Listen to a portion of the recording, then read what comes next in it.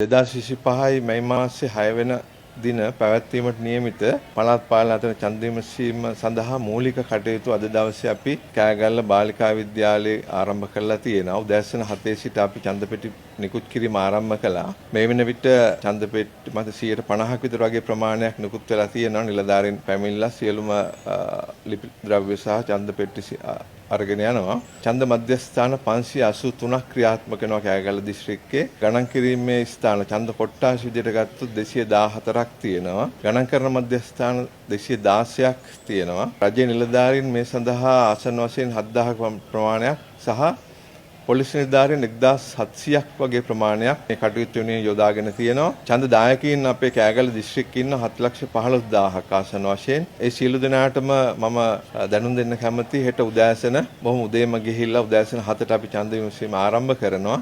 ඒ අවස්ථාවේම ගිහිල්ලා ඡන්දය ප්‍රකාශ කරන්න කටයුතු කරන්න කියලා. මැතිවරණ කටයුතු සඳහා රජයේ වාහන සහ පෞද්ගලික වාහන ආසන්න වශයෙන් 570ක් 600ක් ඒ වගේ ප්‍රමාණයක් අපි යොදා ගන්නවා. බොහොම හොඳ කාලගුණයක් අපිට කෑගල්ල දිස්ත්‍රික්කයේ පවතිනවා. නමුත් ආපදා තත්ත්වයක් ඇති වුණොත් ඒ සඳහා පොලිස් ස්ථාන දැනුවත් කරලා තියෙනවා සහ ඒ වගේම ආපදා සහන සේවා කාර්ය මණ්ඩල සහ යුද හමුදාවේ සහභාගීත්වය ඇතුව අපි පූර්ව සූදානම්ව සිටිනවා. හදිසියේ හරි අයහපත් කාලගුණ තත්ත්වයක් ඇති වුණොත් එහෙම ඒ සඳහා මැතිවරණයට බාධාවක් නොකරගෙන අපේ කටයුතු සම්පූර්ණ කරගන්න. දේවරුව තුල අපිට මේ ඡන්ද පෙට්ටි නිකුත් කිරීම සහ සහකාර තේරීම් බාර නිලධාරීන් සඳහා අවශ්‍ය ද්‍රව්‍ය සහ උපකරණ ලබා දීම අපිට උදේවරුවෙම නිමා කරන්න පුළුවන් වෙයි කියලා මම බලාපොරොත්තු වෙනවා.